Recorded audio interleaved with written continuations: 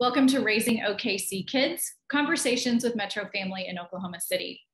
I'm Erin Page, and today I am joined by the Commissioner of the Oklahoma State Department of Mental Health and Substance Abuse, Carrie Slatin Hodges, to provide parents with the information we need to talk to our kids about suicide prevention.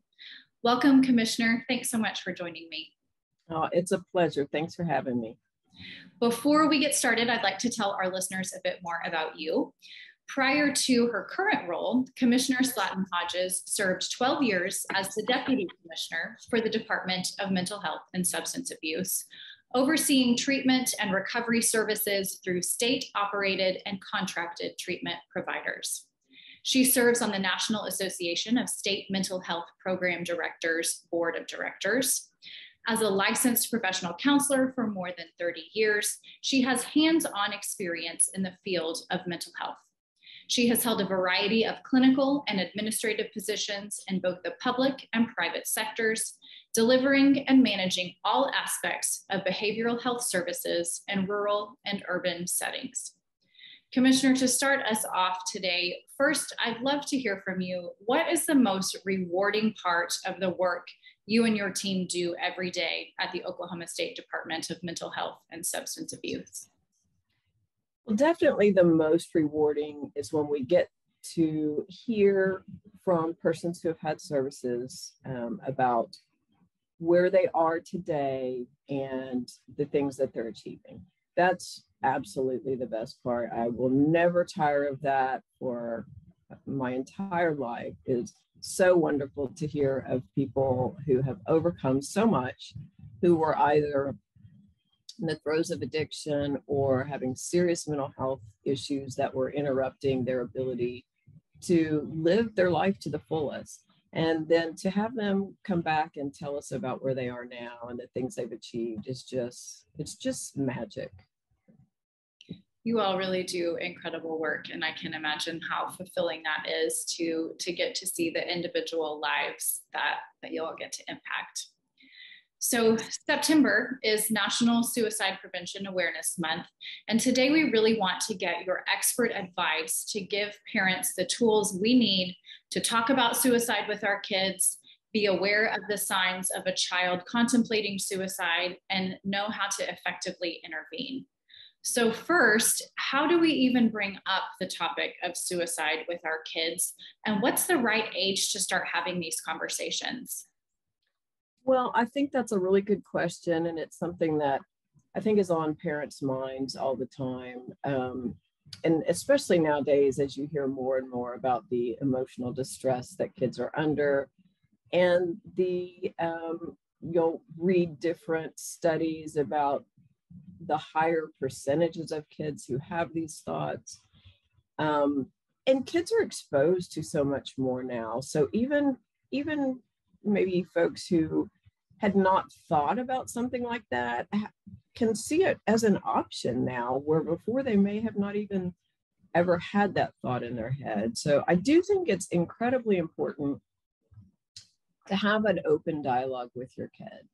Now, if you've got a little kid that is happy and interactive and not withdrawn or not sudden changes in behavior, then there's really not a need to start having that conversation. What I would say is, kids developmentally fall in kind of categories, but each individual kid is different. And they all mature and age at different rates, girls versus boys as well. And so you're really just going to have to pay attention and be in tune with your child. And the thing that I would say is most important is, are there changes in behavior? And really watch for those. And some of the key ones are the sleeping patterns changing? Is a child that used to sleep very soundly now awake in the middle of the night? If a kid that used to be active and interacting with others is now having a desire to sleep all the time, those are the types of things that would prompt a conversation. But it's also okay for, say, just prior to teen, up through teens, to have those conversations on a regular basis, even if they aren't showing changes in behavior, because it's important. They may encounter friends that are having thoughts, and so that it's not a taboo subject for them to be able to talk to their friends about, or others to be able to lend support if they see someone that's in one of their friends has a change in behavior, to be able to say, you know, gosh, have you ever had thoughts of wishing you weren't here, or thoughts about that you just never want to wake up again? Those kinds of things are important. Now, when I say that, there does get to be a little bit of confusion, I think, a lot of times around, well, does having a thought mean that a person is actively suicidal? Not necessarily. There are times when people get weary. There's times when their workload, maybe at school, is overwhelming, or they've had a particularly challenging friend relationship go bad. And they may, a person, and this is whether you're a child and adult, may have a thought of, I just don't know how much more of this I can take. But that doesn't necessarily mean someone is actively suicidal. So you really have to sit down and have an open, honest communication and ask the right questions. And then if there is at any point in that you feel like, oh, this doesn't feel right, this doesn't sound right, or even my gut is telling me there is more going on here, then that's when you need to go ahead and reach out for some professional assistance, which can really just mean having someone else or your child to talk to, so that if for whatever reason, maybe they're afraid you're going to think bad of them, or they don't want to disappoint you, if for whatever reason they're not able at that point in time, even though maybe you've had a great relationship in all other areas, that they have someone that they can talk to about these things, and that person can be really looking at the level of risk that is involved.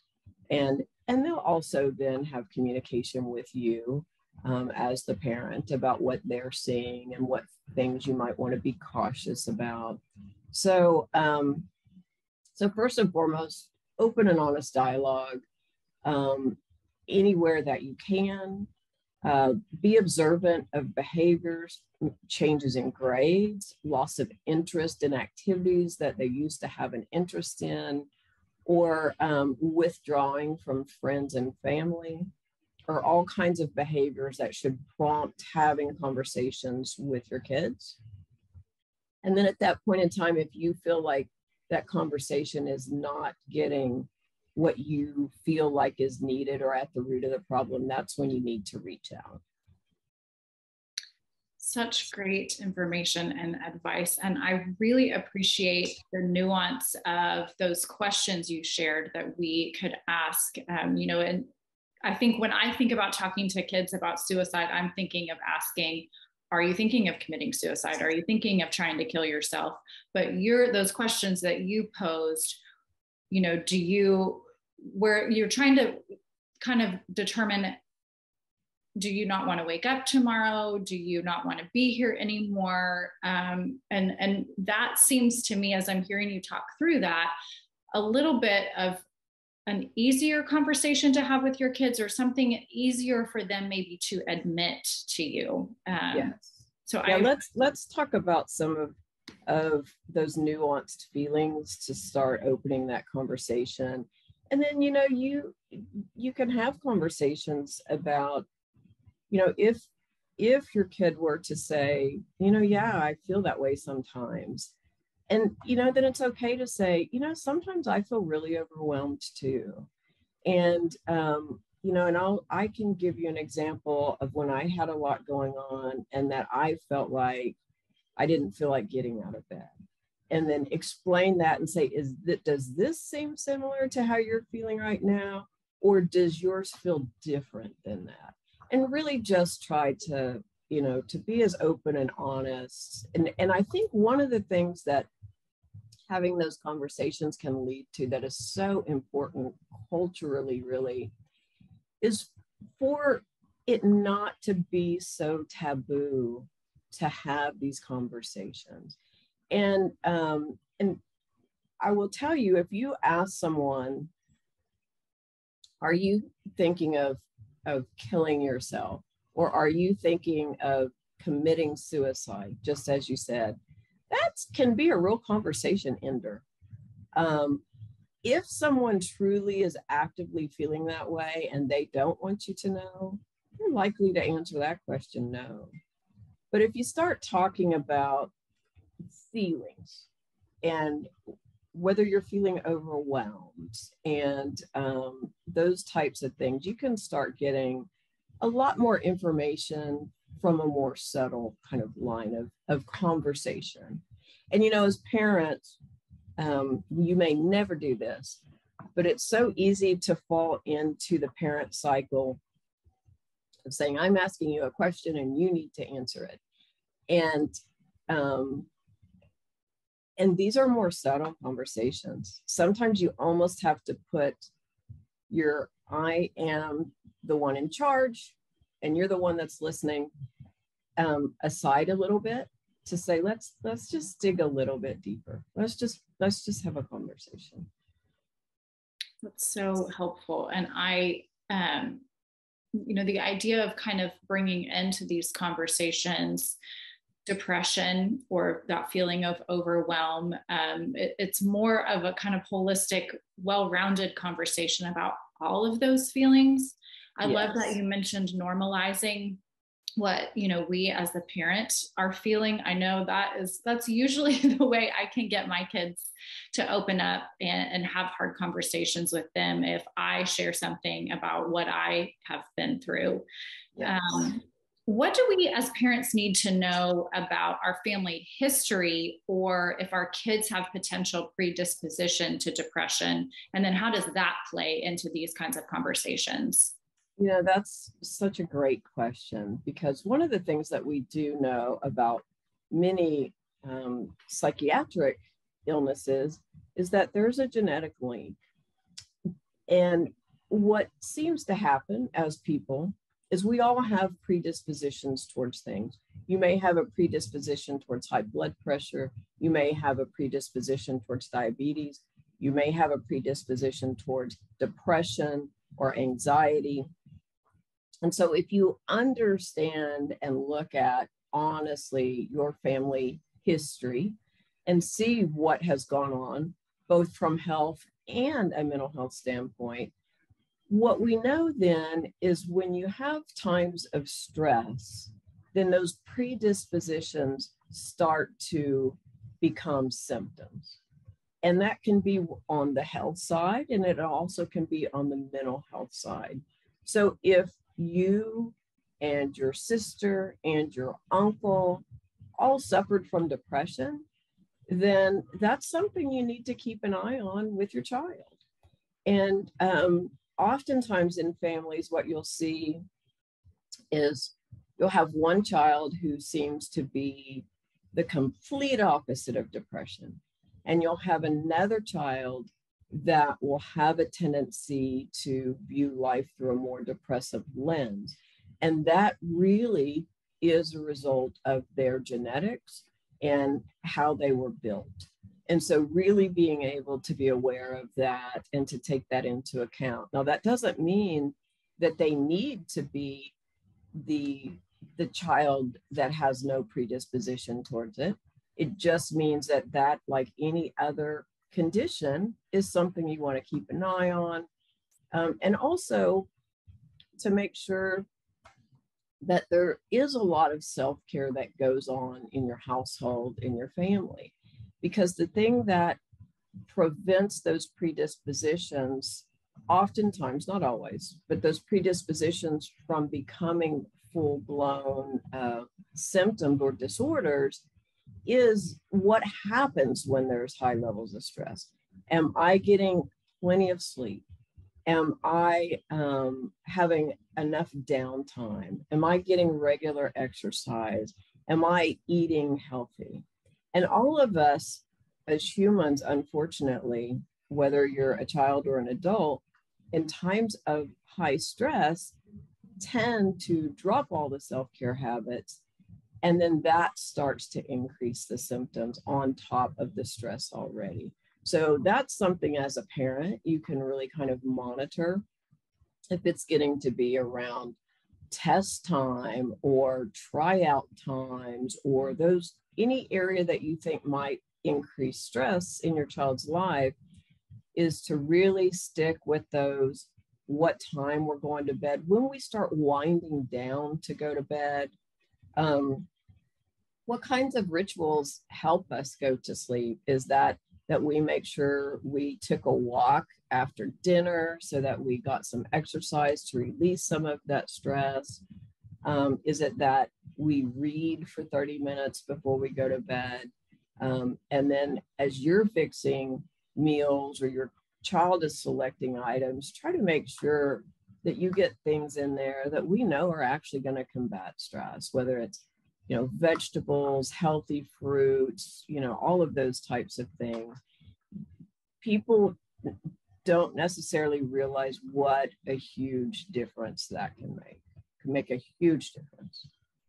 And that's so empowering too, I think, for parents to realize we have a little bit of control here. And there are some things we can do to create an environment for our kids and for ourselves too, like you said, to battle some of those predispositions.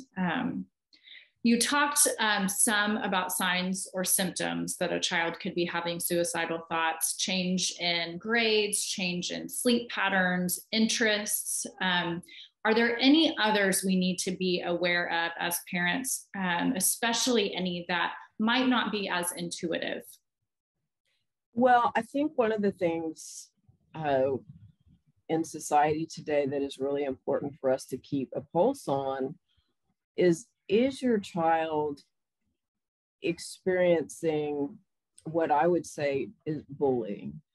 Are they feeling picked upon either on social media, which we know it is rampant, or at school? Are they finding themselves in situations where they feel uncomfortable, so they don't feel safe when they're going to school because something is going awry there?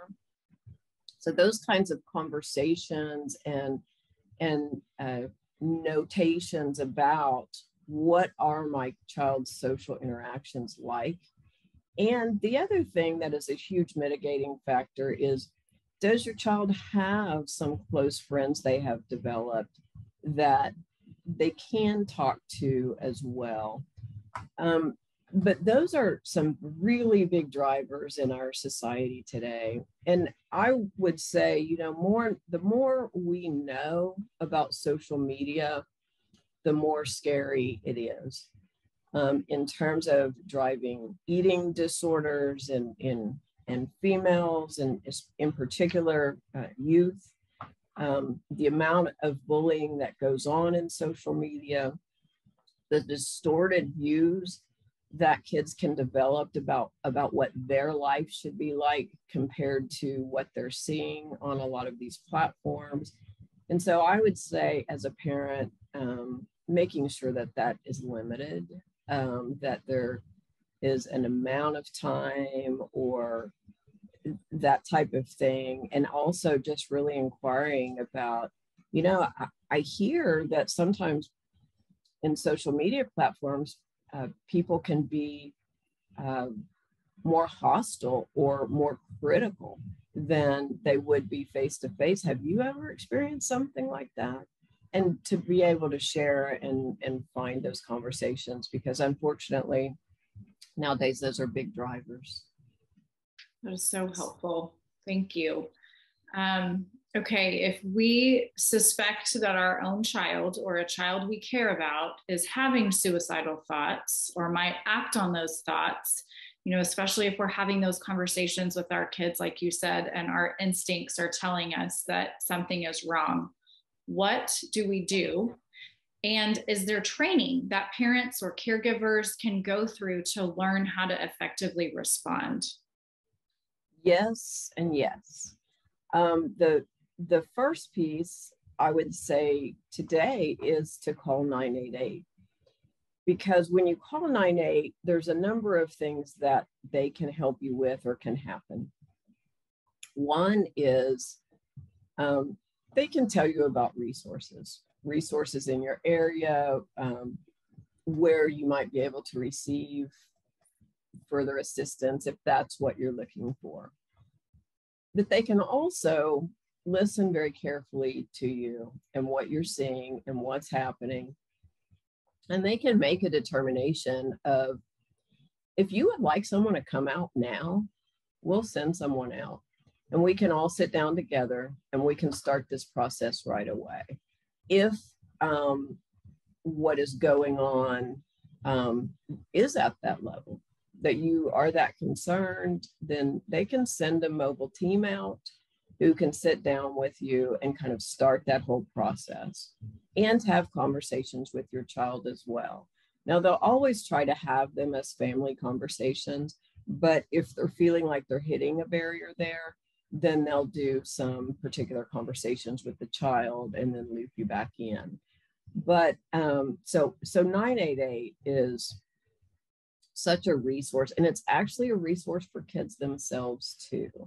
So on 988, there's also a warm line. So if maybe you're not in crisis, but man, you just really like to talk to someone because I've had a really bad day. I'm having trouble keeping these thoughts out of my mind.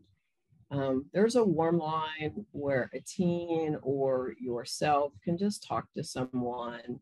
Now, at any point in that, if there are red flags that they see, then they're going to move on to a different course of action, which would be asking about, can I talk to your mom? Or maybe even decide that they need to send mobile crisis out, which really is a team of people to come out and say, hey, I think there's more here than we might have thought, that we need to sit down and talk about what the next step should be.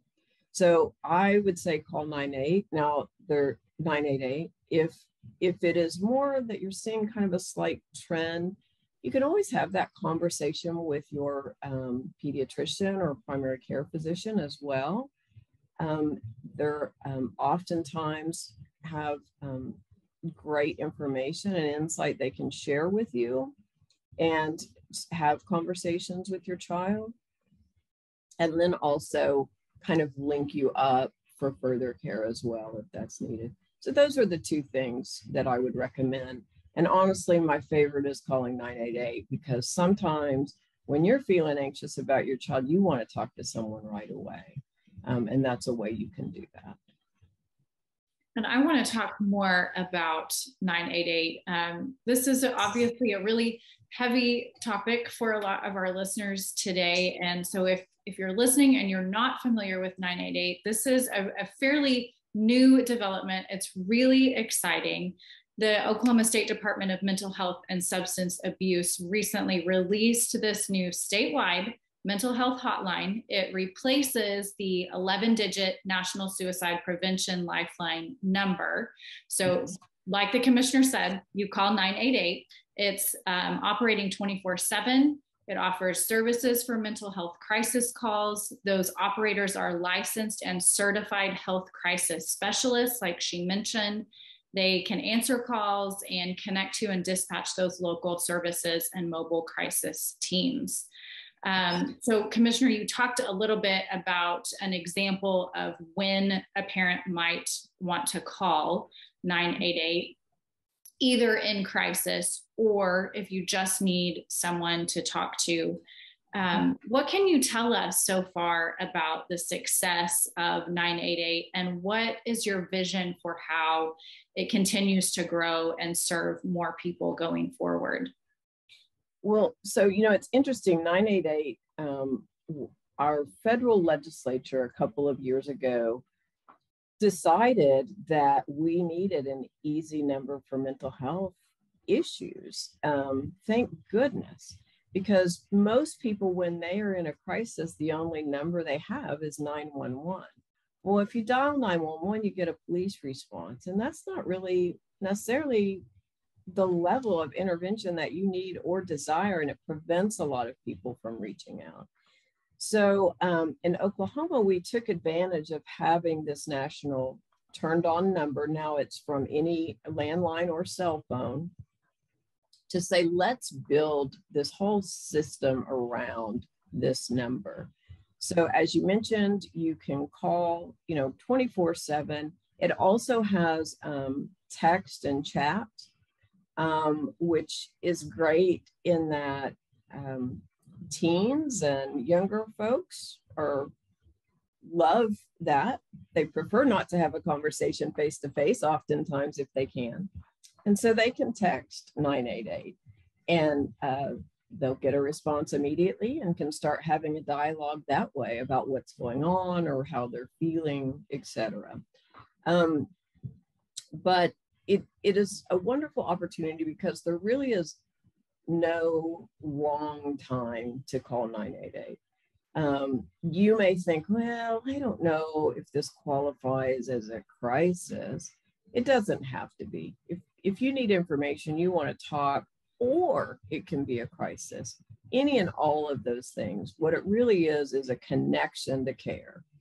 And we just want to connect you and prevent really bad things from happening. Is the number one goal, is to link people with whatever help they need, or be able to help them feel reassured that what they're feeling or observing is normal, or if it is escalated, to be able to have an immediate link to help. So if I was a parent, I would feel very relieved and very excited that we have this number and this system now. And I would make sure that my kids knew. If you're ever around here, we'll give you a magnet, or at health fairs, etc. We'll be out and about many places. But I would think that's something you want to put on your refrigerator, just like you would a poison control number, so that you have someone to guide you in whatever is going on, or to ask questions, or find out where you can get help. I know, as a mom, I was so excited when I read the press release about 988. And like you said, that we have a separate place that we can call that is just for mental health resources. I think that feels very reassuring to me as a parent. And I hadn't even thought about making sure that my kids know the number and know what services are offered. Yes. And so I'm thinking, especially for, our older kids, like you discussed earlier, if they have a friend or a classmate that they're concerned about, or that has confided in our child that they're thinking about suicide, 988 is what they should definitely refer to. But what are some other things that we should kind of teach our kids to do in those kinds of situations? Around a friend, or if they encounter someone that maybe is struggling. So I would say two things. One is to make sure that their friend knows they are there for them. That you can call me, I am here, I am your friend. Two, it's really important for them to let you know, because these things become adults conversations pretty quickly, and you're not betraying your friend. You could be saving your friend's life, and I will help your friend get help. I am not going to put you in an awkward situation. Number one concern here is, if you ever feel like you have a friend that is in that position, let me help you. Let's first and foremost make sure that your friend is safe, and that your friend is going to continue on and graduate with you. And I know resources how to do that. Now that you know about 988, you have those resources at your fingertips. And so that's incredibly important. So I would say, let them know, look, I know it's a tough time, and I'm here for you, and to let you know so that you can help them. And I would also say to make sure that your friend knows about 988, that they can text that number. In fact, you may even want to say, let's text that number while we're here together. Go ahead and text it. And I'm I'll hand it off to you and the 988 worker from here, but I think it's really important for you to text this number. And then, before you step away to have a conversation with your parent, that this person is connected immediately and can start that conversation and dialogue there. It's so helpful, because I know for a lot of kids, that's a scary thing to think about, finding an adult and telling an adult when their friend has likely said, please don't tell anyone. Of course, they're always going to say that. And I think it's almost one of those things, like we have to teach our kids about, there are categories of things that when people say don't tell, that's a red flag that we need to tell. Yes. And this is one of those things. These are a life and death situations, and the not tell has to go out the window, and we have to first and foremost be concerned about the safety of our friends and folks we love. That's really helpful. That's and you asked earlier if there's any trainings. We do a number of trainings. I'll give an example. One is called QPR, which is a training that is question, persuade, and refer. And it really kind of goes through how to have these types of conversations, how to do a little bit of motivational interviewing to get the person to take a step on their own towards help, and then how to let them know what they should do and go about in order to get help. You can go on our odmhsas.org website, and it will have where the next and nearest QPR training is that you can have as a parent. And in addition, on our website, we have a lot of resources. There are web-based trainings, and as well as kind of resource videos that can help you. There's one, we were talking earlier about self-care. There's a great one on self-care. And you can even say, hey, let's watch this self-care video as a family tonight. It's 30 minutes. And then let's have a conversation about, what are these things do we do and which ones do we not? And where can we improve our self-care in our family? So there's a lot of resources, but our website will link you to those. There is a plethora of resources. Every time I get on the website, I am amazed at how much great information is on there. So I wholeheartedly agree, for families that have not been on the website before or not been on the website recently, there are just so many helpful things for parents. What else is happening at the department that local families need to know about, or what other resources would you suggest families check out? Well, one of the things that there is a lot of conversation around these days is, and rightfully so. So, we all went through this really challenging last couple of years with COVID, and when your kid is going to school and when your kid is not, and when your kid is doing virtual school and when they are not, and all of those challenges, and when they need to quarantine and for how long. And so it's been a really challenging couple of years. And, and one of the things that we do know is that's had an impact on social skills, feelings of isolation, additional stress about school, whether I fell behind in schoolwork or did I miss something that now I'm not going to be prepared. And kids are just kind of emerging from this. And that's a lot of stress. And it's an adjustment too.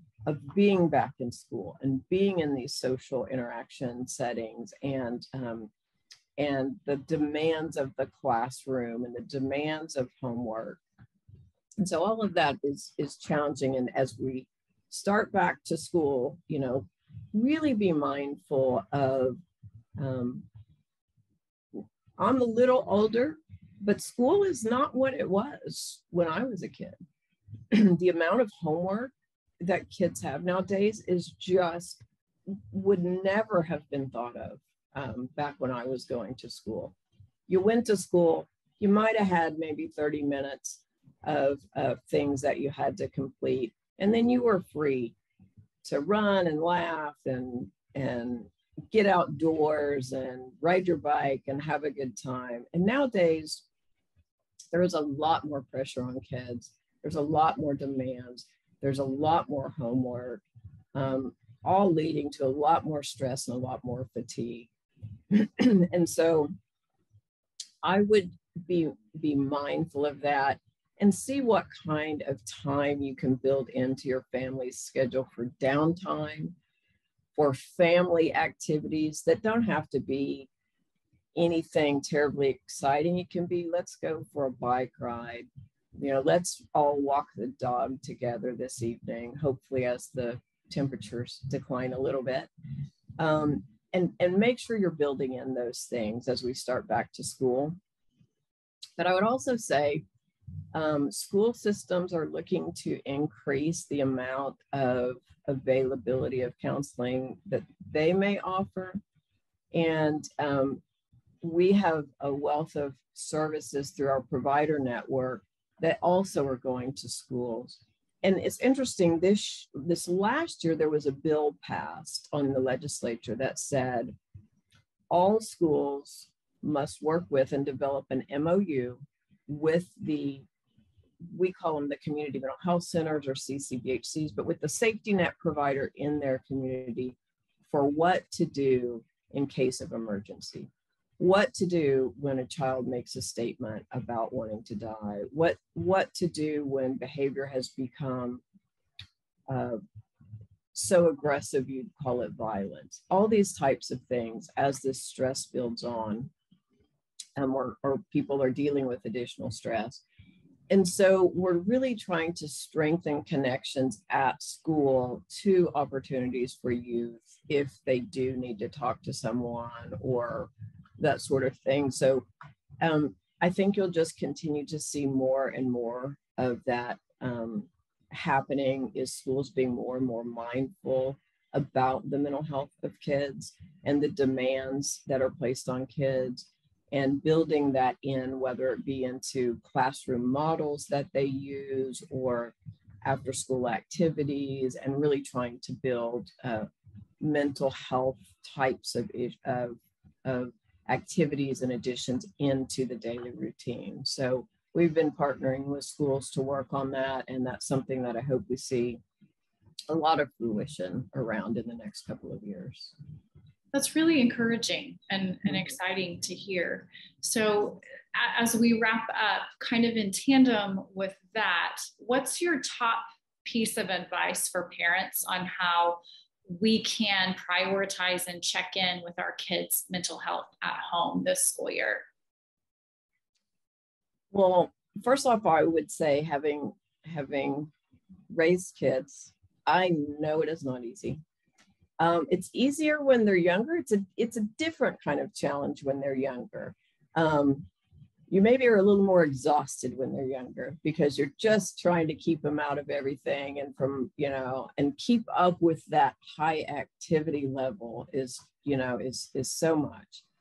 But when they start to enter the preteens and the teens, and you throw the hormone changes into that, and you throw the social dynamics into that, it can be really challenging to know what is normal and developmental and what is a red flag.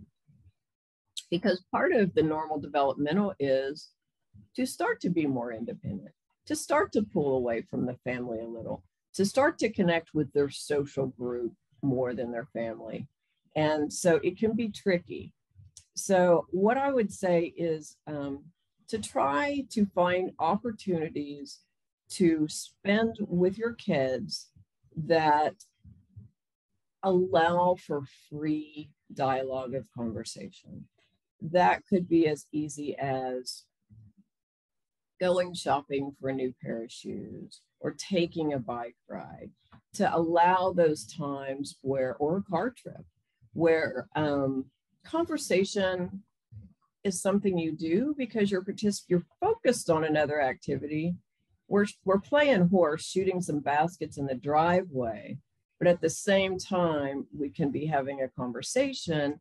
And I think that makes it a little bit easier for kids to normalize having those conversations. So just creating opportunities for that, doing regular check-ins, and you know, it's interesting and strange, but there has long been a wealth of data around the family sitting down and having dinner together, and the resilience that builds in kids.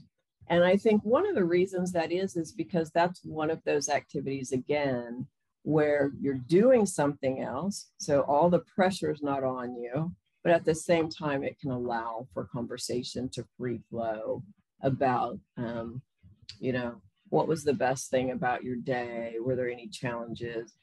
But it has to be a two-way street too, so no one feels interrogated. You kind of have to share as well the best things about your day and what challenges you have.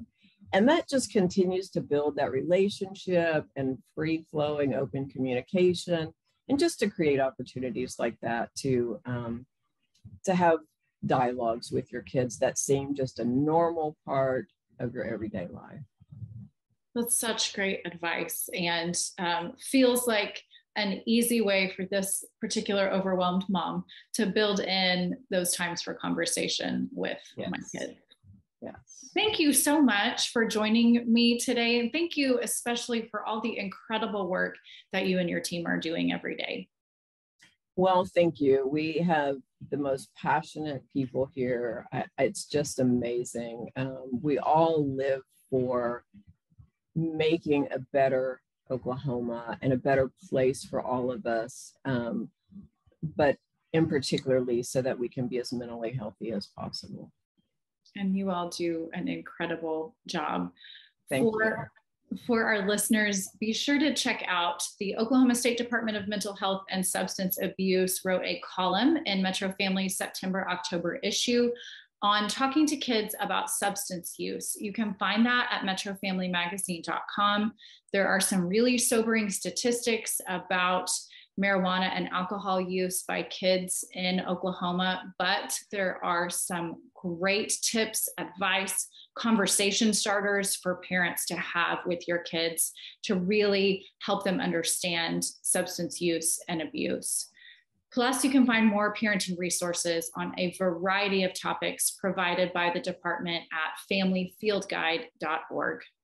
Thanks everyone for listening. Join us next time on Raising OKC Kids. Thank you.